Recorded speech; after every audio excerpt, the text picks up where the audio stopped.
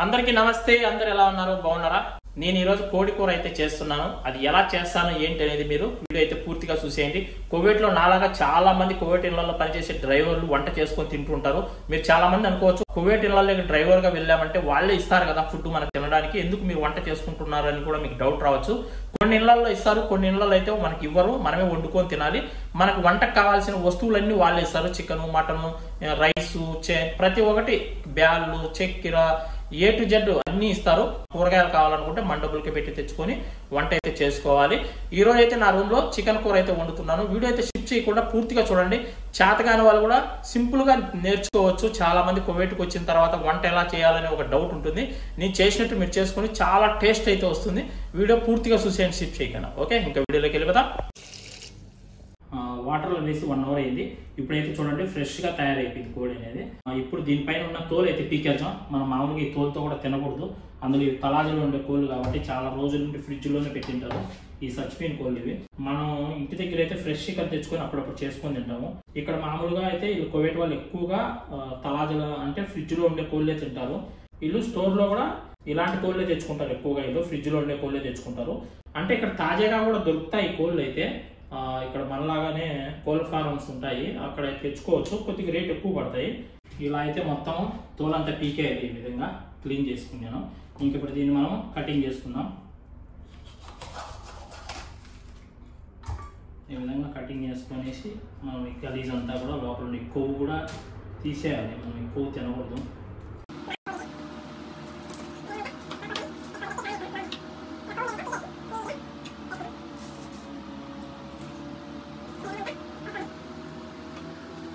ఈ విధంగా నీట్గా కట్ చేసుకొని నీట్గా కడుక్కొని 2 ఎర్రగడ్డలు అయితే సరిపోతుంది. అది కేజీ కోడే. అది మళ్ళీ అంత క్లీన్ చేయంగా ఒక 800 గ్రాములు ఉంటుంది, కేజీ కూడా ఉండదు. ఒక 2 ఎర్రగడ్డలు, ఒక టమోటకాయ, మిర్చి. ఈ విధంగా ఎర్రగడ్డను సన్నగా తరుక్కోవాలి. ఎందుకంటే లావులాగా తరగకూడదు, తొందరగా గ్రేవీ అవ్వవు ఇవి ఈ ఎర్రగడ్డలు. అందుకని కొద్దిగా చిన్నవి చేసుకుంటే బాగుంటుంది. అది ఇక్కడ టమోటాలు కూడా ఇప్పుడు రేట్ ఎక్కువ అయిపోయాయి. ఇక్కడ ఎండలు ఎక్కువ అయ్యాయి కదా కువైట్లో. ఇవి టమోటాలు చాలా ఎక్కువ రేటు ఉన్నాయి. ఇవి 4 కిలోల బాక్స్ తెచ్చా. ఒక దినారు 300 ఫిల్స్ పడింది.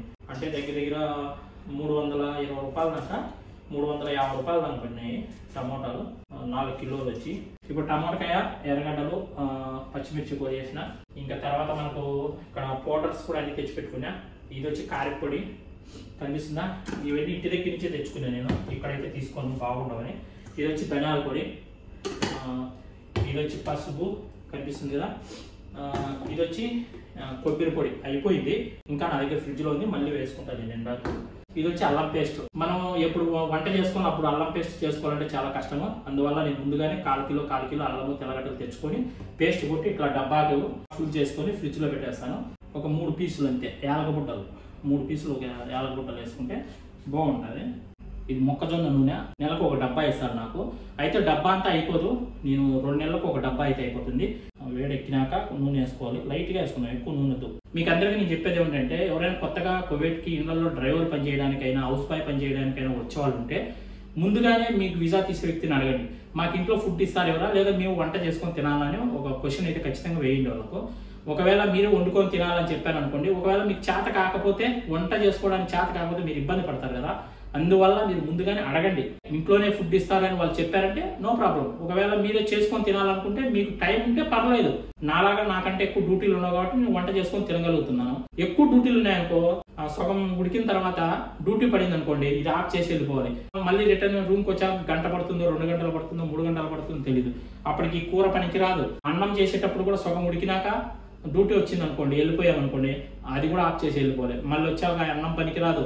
ఈ విధంగా కూడా చాలా ఇబ్బందులు పడతాము. నేను సౌదీలో పడినా కాబట్టి ఇలాంటి ఇబ్బందులన్నీ మీకు ముందుగానే చెప్తున్నా.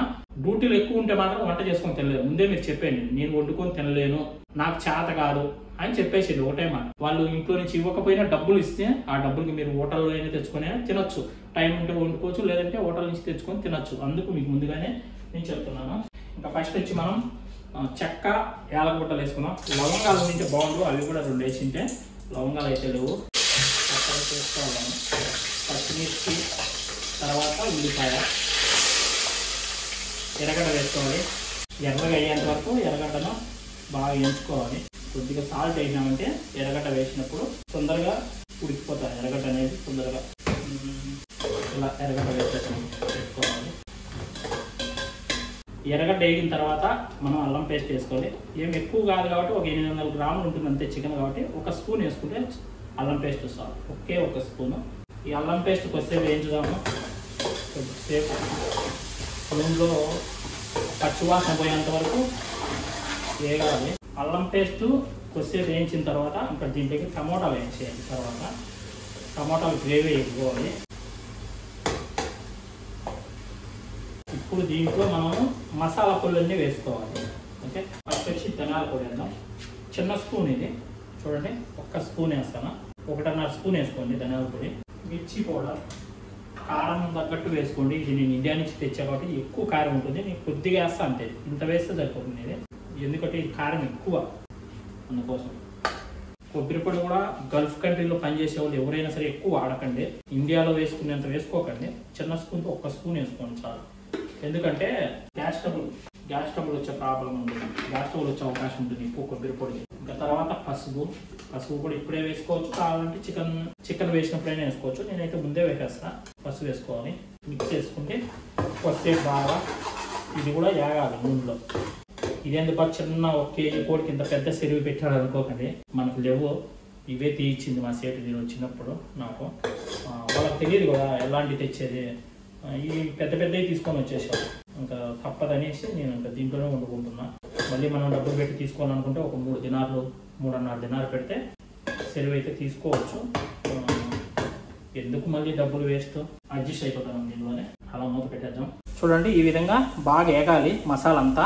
నూనె అనేది ఈ విధంగా కనిపించాలి. బాగా మసాలా అంతా ఎర్రగా వేయించుకున్న తర్వాత ఇంకా చికెన్ ఇలా కడిగి పెట్టుకున్నాం కదా, ఈ చికెన్ దీంట్లో వేసి మిక్స్ చేసేయాలి. చికెన్ అయితే వేసేస్తాను.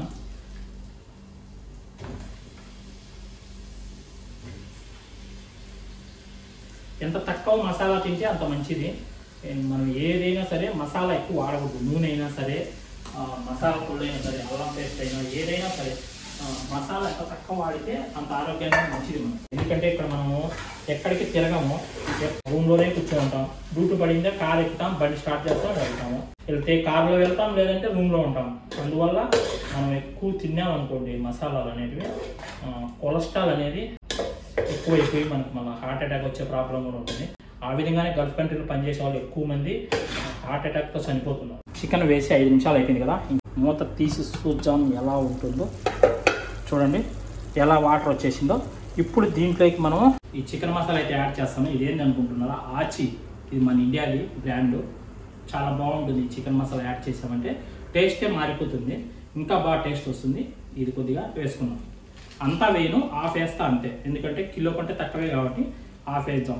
మామూలుగా 2 కిలోలకైతే ఒక ప్యాకెట్ వేసేయచ్చు. ఇది 800 గ్రాములు ఉంటుంది అంతే, కిలో కూడా ఉండదు కాబట్టి హాఫ్ వేద్దాం. ఒక హాఫ్ వేద్దాం చాలు. మిక్స్ చేసి ఒక 2 మినిట్స్ పెడదాం చాలు.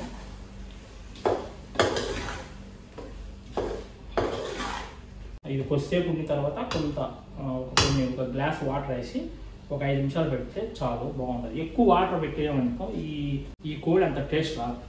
వాటర్ లేకుండా ఫ్రై లాగా చేసుకుంటేనే బాగుంటుంది. ఎందుకంటే మనకు ఇంకా రైస్లే కావాలి కాబట్టి కొద్దిగా వాటర్ వేసుకున్నామంటే చాలు, ఎందుకంటే మనం కలుపుకోవడానికి.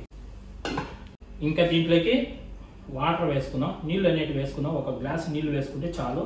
మనం ఎక్కువ నీళ్ళు కూడా వేయకూడదు, బాగుండదు. మరి ఒక నీళ్ళు వేసి ఒక 5 నిమిషాలు ఉడకబెట్టుకుంటే చాలు, బాగుంటుంది. గుజ్జుగా ఉండేలా చేసుకోవాలి. ఎక్కువ నీళ్ళు లేకుండా గుజ్జుగా ఉండాలి. అన్నంలో కలుపుకోవడానికి బాగుంటే చాలు. ఇంకా నీళ్ళు వేసి పెట్టేసా 5 నిమిషాలు ఉడుకుని మళ్ళీ కొత్తిమీర వేసేసి ఆఫ్ చేయాలి. ఒక 5 నిమిషాలు అయిపోయింది. ఇప్పుడు మూత తీసి చూద్దాం. చూడండి ఎలా ఉడికిపోయిందో. ఇప్పుడు దీన్ని మిక్స్ చేసుకొని కొద్దిగా కొత్తిమీర అనేది చల్లుకొని ఒక 1 మినిట్ పెట్టి ఆఫ్ చేసేద్దాం. కొత్తిమీర కూడా నేను తెచ్చిన తర్వాత ఈ విధంగా ఒక బాక్స్లో వేసి పెట్టుకుంటాం కొత్తిమీర. ఎందుకంటే మనం అలానే కవర్లో వేసి పెట్టేసామంటే చెడిపోతుంది. మనం ఒక కట్ట వచ్చి 1000 ఫిల్స్ 100 ఫిల్స్ 150 ఫిల్స్ పడుతుంది. అంటే మన డబ్బులు 30 నుంచి 40 రూపాయలు పడుతుంది ఒక కట్ట వచ్చి. కొత్తిమీర అంతలా ఉంటుంది అంతే. అంత రేటు పెట్టి తెచ్చినప్పుడు మనం అలానే ఫ్రిడ్జ్లో పెట్టేసామనుకోండి కవర్లో చెడిపోతుంది. మనం ఈ విధంగా ఒక బాక్స్లో వేసి పెట్టుకుంటే కొత్తిమీర అనేది ఇట్లా ఫ్రెష్గా ఉంటుంది. ఇప్పుడు నేను తెచ్చిది 10 రోజులు అయింది. 10 రోజులు అయినా కూడా ఎలా ఉందో చూడండి, ఎంత ఫ్రెష్గా ఉందో. ఇప్పుడు కావాల్సినంత తీసుకొని మనం కడిగేసి దాంట్లో వేసుకుంటే సరిపోతుంది. తీసేసి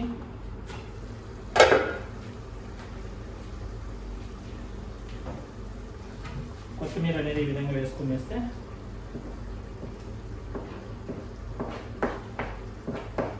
అంతే, ఒక 2 మినిట్స్. ఇంకా మూత తీసి చూద్దాం. అయిపోయింది చికెన్ కర్రీ. చూడండి పొగలు వచ్చేస్తుంది. చికెన్ కర్రీ అయిపోయింది. ఇంకా ఆఫ్ చేసుకునేద్దాం. అయిపోయింది. చికెన్ కూర ఎలా చేసానో ఒకసారి మర్చిపోకుండా కామెంట్ చేయండి. ఇలాంటి వీడియోస్, ఇలాంటి వంట వీడియోస్ ఇంకా కావాలనుకుంటే ఖచ్చితంగా కామెంట్ చేయండి. నేను చేసుకునే ప్రతి వంట కూడా వీడియో తీసి పెడుతూ ఉంటాను. వీడియోస్ చూసి నన్ను ఆదరించి లైక్ చేసి వీడియోని షేర్ చేయండి. మరొక మంచి వీడియోతో మళ్ళీ కలుసుకుందాం. అందరికీ బాయ్ ఫ్రెండ్స్. జై హింద్.